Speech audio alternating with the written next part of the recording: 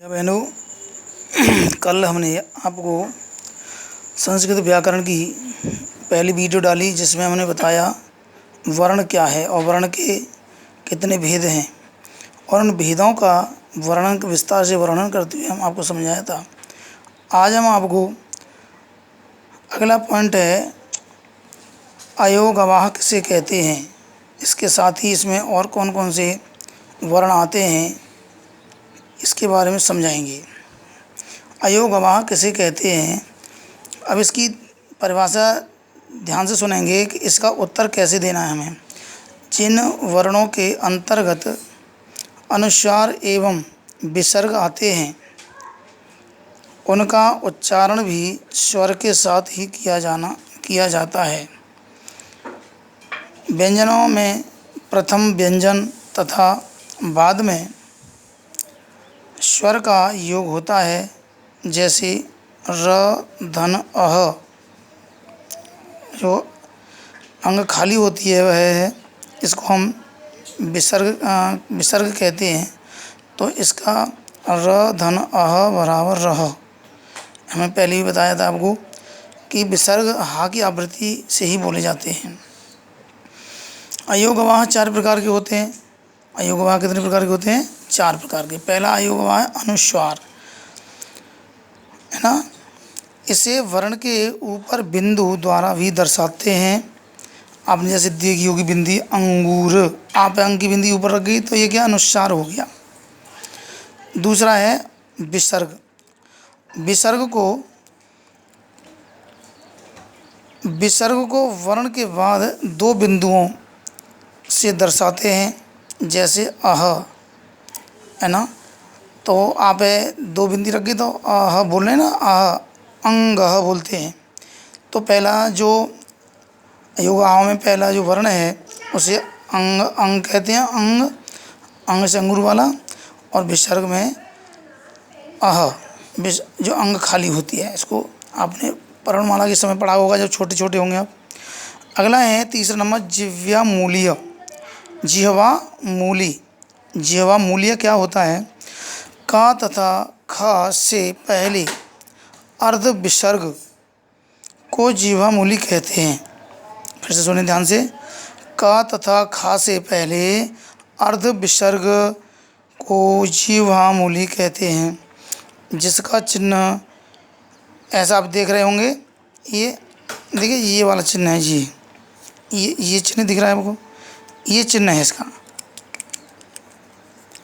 तो ऐसा चिन्ह ये जिह्वा मूली का होता है, लेकिन आपने कभी देखा नहीं होगा किताब में, क्योंकि आपको कभी पढ़ाया नहीं गया तो इसलिए नहीं देखा आपने। जैसे दुख में यहाँ पर खा से पहले विसर्ग जिह्वा मूली है। विसर्ग क्या है? जिह्वा मूली। जैसे आपने दुख तो कभी देखा होगा, पढ़ा हुआ लिखा हुआ कहीं किताब में। जब किताब पढ़ते हैं अब तक आप 6 तक आ गए तो 3, 4, 5, 6 में तो कभी न कभी दुख देखा ही है, किसी पाठ में आ गया होगा।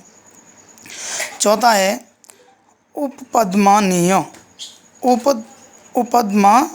उपपद्मानीय, इसको फिर से सुने, उपपद्मानीय यानी पा तथा फा से पहले अर्ध विसर्ग को उपपद्मानीय कहते हैं। यानी पा और फा से पहले अर्ध स्वर को क्या कहेंगे? अर्ध विसर्ग कहेंगे उपपद्मानीय। तो इसका जो चिन्ह होता है ऐसा होता है। उसमें आपने थोड़ा देखा होगा कि थोड़ा ज़्यादा गोल है, इसमें हल्का गोल है, कम गोल है। इसमें अर्धचंद्राकार से बहुत कम है, बेमालूम डैश लगा दिया हल्का सा गोल। उसमें थोड़ा अर्धचंद्राकार से थोड़ा सा कम है और उससे इससे अधिक है। अब है संस्कृत में वर्णमाला किसे कहते हैं। आपने देखा होगा ना, आप जो छोटा बड़ा छोटी बड़ी याद करते होंगे, चाहे तो LKG में होंगे, चाहे PG में होंगे, चाहे फर्स्ट में होंगे, कभी तो याद किया ही आपने। जब याद किया है तो ये आपने वर्णमाला याद की होगी सबसे पहले स्टार्ट में। और उस वर्णमाला की हम आपको 6 में समझा रहे हैं। वर्णमाला की परिभाषा क्या है जो आपने पढ़े पहले प्रारंभों में।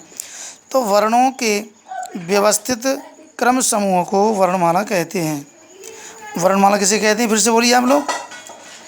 संस्कृत में वर्णमाला किसे कहते हैं? संस्कृत या हिंदी एक ही बात है, लेकिन इसको हम संस्कृत में पढ़ा रहे हैं तो आपके लिए संस्कृत में बोल रहे हैं, इसलिए अब इसकी जो अच्छी डेफिनेशन है, वर्णों के व्यवस्थित क्रम समूह को ही वर्णमाला कहते हैं।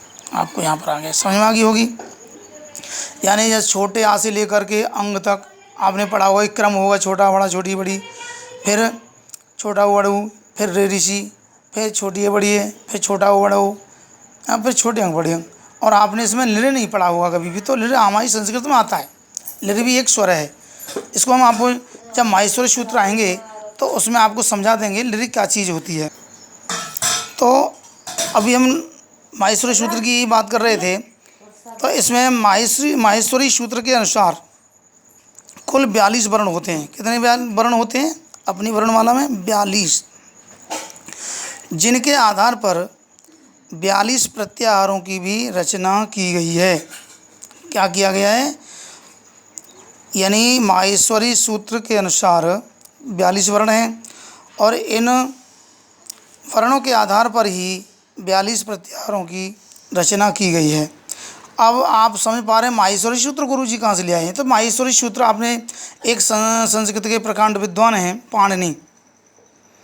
पाणिनि भी चाहते थे कि मैं समाज में कुछ अच्छा कार्य करूं और मैं ऐसी पुस्तक लिखूं जो लोग मुझे, मेरी पुस्तक को कम से कम प्रारंभ में ही मेरी पुस्तक को ही पढ़ें। तो उन्होंने सोचा कि भाई ऐसे तो कुछ होगा नहीं, भगवान शंकर की तपस्या की जाए। उन्होंने उनको तपस्या की। भगवान शंकर बहुत दिनों बाद प्रकट होते हैं भाई, उन्होंने प्रकट हुए, उनकी तपस्या से प्रसन्न होकर बोले, वत्स मांगो, क्या मांग रहे हो तुम? तो उन्होंने कहा, हे प्रभु, आप सब कुछ देने वाले हैं, लेकिन मेरी एक ही इच्छा है कि मुझे आप एक ऐसा ग्रंथ की रचना करवाइए मुझसे, और मुझे ऐसा ज्ञान दीजिए जिससे मैं एक व्याकरण शास्त्र लिख सकूं। तो उन्होंने कहा, भाई पुत्र, ऐसा तो असंभव है, लेकिन मैं डमरू बजाऊंगा और जितने ये डमरू बजेगा उस डमरू की ध्वनि को अपने सूत्रों में उसको आप लिख लेना। तो उन्होंने 14 बार डमरू बजाया तो 14 माहेश्वरी सूत्र निकल के आए। कितने आए? 14 माहेश्वरी सूत्र। कितने होते हैं? 14। तो संस्कृत की वर्णमाला में इन माहेश्वरी सूत्रों का ही प्रयोग हुआ है। ये माहेश्वरी सूत्र निम्नलिखित हैं, जैसे अ ई उण री लिरिक। अब देख रहे हैं, नंबर 1 सूत्र है माहेश्वरी। पहले उन्होंने डमरू बजाया तो आई उड़ समझ में आया उनके, ये फौरन समझ में आई। दूसरी बार डमरू बजाया तो री लिरिक आया उनकी समझ में कि ये ध्वनि हुई है। तीसरा बार डमरू बजाया तो ए ओण उनकी समझ में आया कि ए ओण लिखा है उन्होंने, इन ए ओण की ध्वनि आई है। चौथी बार डमरू बजाया तो ए आई औच, बड़ी ए और बड़ा ओ और च, ये चा जो अंत जैसे अणा है, चा है, ये हमारे सूत्रों के अंत यानी सूत्रांत अक्षर कहे जाते हैं, इसलिए इनको गिना नहीं जाता। मैं अभी बता दिया है आपको। तो आई औच, तो पहले 4 सूत्रों में उनको स्वर दिखाई दिए, सुनाई दिए।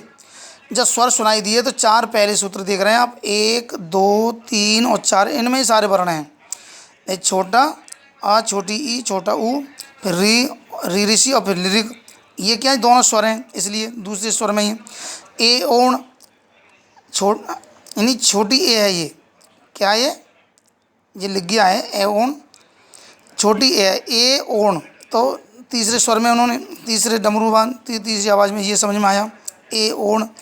फिर चौथी बार डमरू जाता आई औच, आई से ऐनक, औ से औरत वाला, ये वर्ण उनकी समझ में आई। इसके बाद जितने भी हैं, हाय वरट लन नमननम झवण धड़ घड़ दस, ये घाघड़ी है, आपको समझ में आ रहा होगा। घड़ दस, जब घड़ दस, खप छठत चट तब, कपय सससर हल। तो ये हा से लेकर के हा से लेकर के ला तक दिख रहे हैं आप, तो इनको हल सूत्र कहते हैं। तो व्यंजनों को हल कहा है, हमने बताया आपको पहले। फिर अच, आ और चा, अंत में चा है, पहले 4 सूत्रों का, तो इनको हमने अच कहा स्वरों को, और व्यंजनों को सबको हल कहा। ये आपकी समझ में आ गई होगी। तो प्रत्याहार का क्या अर्थ है, ये कितने प्रकार के होते हैं? प्रत्याहार विस्तृत वर्ण समुदाय का एक संक्षेपीकरण है। प्रत्याहार क्या है? प्रत्याहार विस्तृत वर्ण समुदाय का एक संक्षेपीकरण है, इसे ही प्रत्याहार कहते हैं।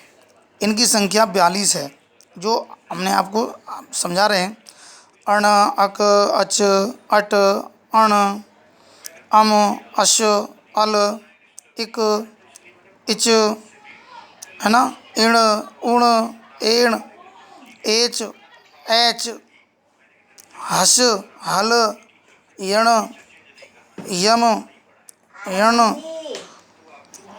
यय यर वश वल रल, है ना। आपको समझ में आ रहे होंगे। नम झस झस, ये सा दूसरा है, ये सा दूसरा है। झय झल भस जस वस यर छव चय चर। और आप देख रहे हैं अंतिम क्या है ये है शर और सल। ये इतने प्रत्याहार हैं, इनको आपने पढ़ लिया होगा। अब प्रत्याहार से जो प्रत्याहार कैसे बनाए जाते हैं अगली वीडियो में समझा सकते हैं आपको, और इतना समझ में आ गया होगा। बहुत बहुत धन्यवाद आप सभी को। इतना समझ लेंगे तो आपकी समझ में वर्णमाला क्या सभी कुछ आपकी व्याकरण समझ में अधिक से अधिक आने की कोशिश होगी। इसलिए सभी को ये जितना मैंने समझाया याद करने की कोशिश करें, चाहे भले वीडियो को रोक रोक के याद करने की आपको आवश्यकता पड़ जाए।